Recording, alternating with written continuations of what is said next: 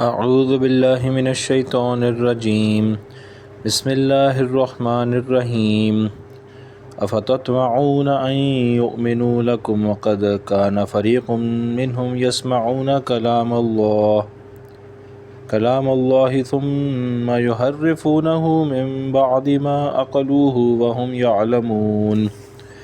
وَإِذَا لَقُوا الَّذِينَ آمَنُوا قَالُوا آمَنَّا وَإِذَا خَلَا بَعْضُهُمْ إِلَى بَعْضٍ قَالُوا أَتُحَدِّثُونَهُمْ بِمَا فَتَحَ اللَّهُ عَلَيْكُمْ لِيُحَاجُّوكُمْ بِهِ عِنْدَ رَبِّكُمْ أَفَلَا تَعْقِلُونَ۔ سورۃ البقرہ آیات 75 اور 76۔ ترجمہ ہے: اب کیا تم اے مسلمانوں توقع رکھتے ہو کہ وہ مانیں تمہاری بات؟ اور ان میں ایک فرقہ تھا کہ سنتا تھا اللہ کا کلام، پھر بدل ڈالتے تھے اس کو جان بوجھ کر، اور وہ جانتے تھے۔ اور جب ملتے ہیں مسلمانوں سے تو کہتے ہیں ہم مسلمان ہو گئے، اور جب تنہا ہوتے ہیں ایک دوسرے کے پاس تو کہتے ہیں تم کیوں کہہ دیتے ہو ان سے، یعنی مسلمانوں سے، جو ظاہر کیا اللہ نے تم پر، تاکہ جھٹلائیں تم کو اس سے تمہارے رب کے آگے، کیا تم سمجھتے نہیں؟ ان آیات میں اللہ تعالیٰ شانہ مسلمانوں کو، جو یہ امید لگائے بیٹھے تھے کہ یہودی مسلمان ہو جائیں گے، اور مسلمان یہودیوں کو مسلمان کرنے کی بہت کوشش کر رہے تھے، تو اللہ تعالیٰ شانہ ان آیات میں ان کی امیدوں کو منقطع کر رہے ہیں اور امیدوں کو ختم کر رہے ہیں کہ ایسا ہو نہیں سکتا۔ چنانچہ 75 میں آیت اللہ تعالیٰ فرماتے ہیں کہ اب تو اے مسلمانوں، جو تم نے ابھی تک پڑھ لیا ہے اور دیکھ لیا ہے، قرآن نے بتا دیا ہے اور تم نے دیکھ لیا ہے کہ ان کے اسلاف نے کیا کیا حرکتیں کی ہیں، تو ابھی تک تم امید لگائے بیٹھے ہو۔ افتطمعون ان یؤمنوا لکم، کہ تم ابھی تک یہ سوچتے ہو یا امید لگا کے بیٹھے ہو کہ توقع رکھتے ہو کہ یہ یہودی جو ہے مسلمان ہو جائیں گے۔ تو اللہ تعالیٰ شانہ فرما رہے ہیں کہ وَقَدْ كَانَ فَرِيقٌ مِّنْهُمْ يَسْمَعُونَ كَلَامَ اللَّهِ ثُمَّ يُحَرِّفُونَهُ، کہ تم کیسے امید لگا رہے ہو ان کے مسلمان ہونے کی، جبکہ ان کی تو عادات یہ ہیں کہ ان میں سے ایک گروہ نے اللہ تعالیٰ کا کلام سنا اور پھر اس کو بدل ڈالا۔ تو یا تو اس کا مطلب یہ ہے کہ جو انہوں نے تورات جو سنی تھی انبیاء علیہ السلام سے، اور پھر تورات میں انہوں نے اس کے کچھ کلمات تبدیل کر دیے تھے، اور بعض اس کی جو تفاسیر ہوتی ہیں وہ بھی تبدیل کر دی تھیں،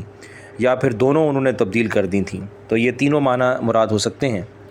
یا پھر اس سے کلام سے وہ مراد ہے جو کہ وہ 70 آدمیوں نے جو موسیٰ علیہ السلام کے ساتھ کوہ طور پر چلے گئے تھے، اور انہوں نے اللہ کی آواز مبارک کو اپنے کانوں سے سنا کہ یہ تورات واقعی اللہ کا کلام ہے، اور انہوں نے تحریف کیا کی کہ واپس آ کر جو ہے تحریف یہ کر دی کہ اللہ تعالیٰ نے یہ فرمایا ہے کہ جتنا ہو سکے اتنا کر لینا، پورا کا پورا کرنے کی یعنی ضرورت نہیں ہے۔ تو یہ دونوں معنی مراد ہو سکتے ہیں، اور اگر کوئی بھی معنی ہو تو یہ بہت بڑی خطا اور بہت بڑا گناہ ہے۔ تو اللہ تعالیٰ مسلمانوں کو یہی بتا رہے ہیں کہ تم کیسے ان کے ایمان کی امید لگا بیٹھے ہو، جب کہ انہوں نے اتنا بڑا جرم کیا ہے کہ جو کہ عام فاسق فاجر کے بھی وہم و گمان میں نہیں آ سکتا،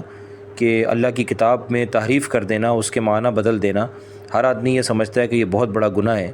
ہاں، کتاب پر عمل نہ کرنا یہ واقعی میں یہ بھی گناہ ہے، لیکن یہ چھوٹے درجے کا گناہ ہے۔ انسان کبھی کبھی نادم بھی ہو جاتا ہے، توبہ بھی کر لیتا ہے، لیکن کتاب کے معنی کوئی بدل دینا، یعنی جڑ سے ہی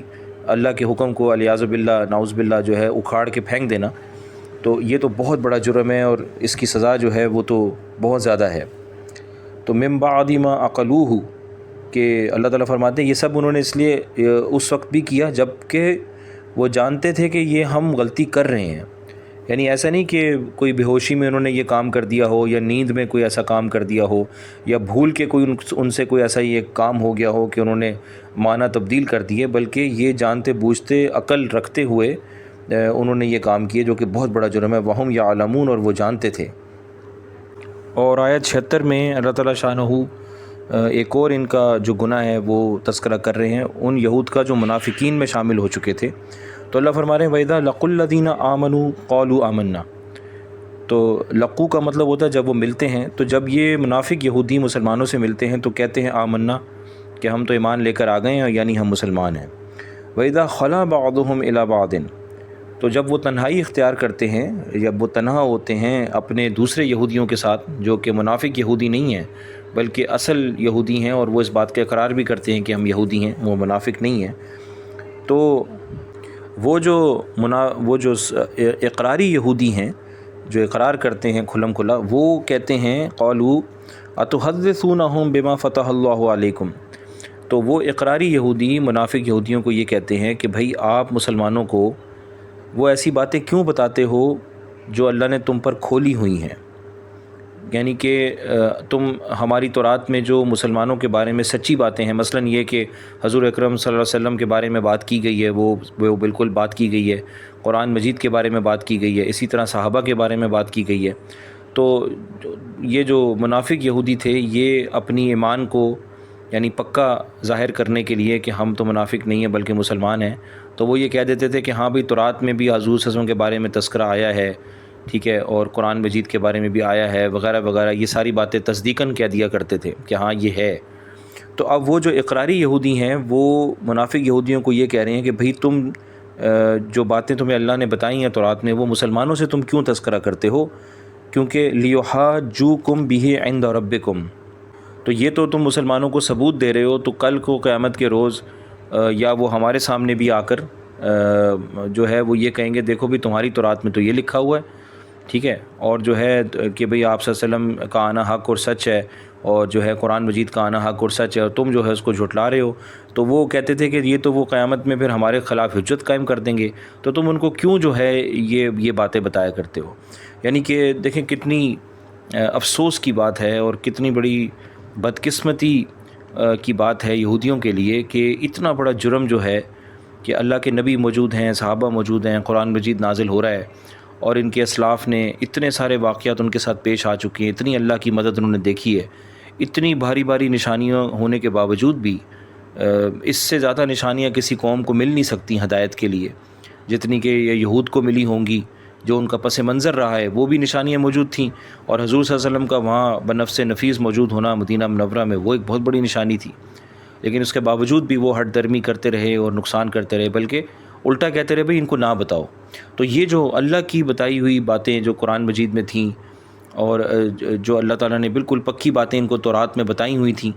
ان کو جو ہے پس پردہ ڈال دینا، ان کو چھپانا، ان کو بدلنا، یہ بہت بڑا جرم تھا۔ تو اللہ تعالیٰ مسلمانوں کو یہ سمجھا رہے ہیں کہ تم کیسے ان کی ایمان کی امید لگا رہے ہو،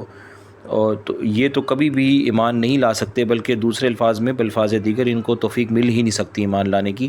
کیونکہ جو انہوں نے یہ گناہ کیا ہے اس گناہ کا کوئی ازالہ ہو نہیں سکتا جب تک کہ یہ سچی توبہ نہ کریں۔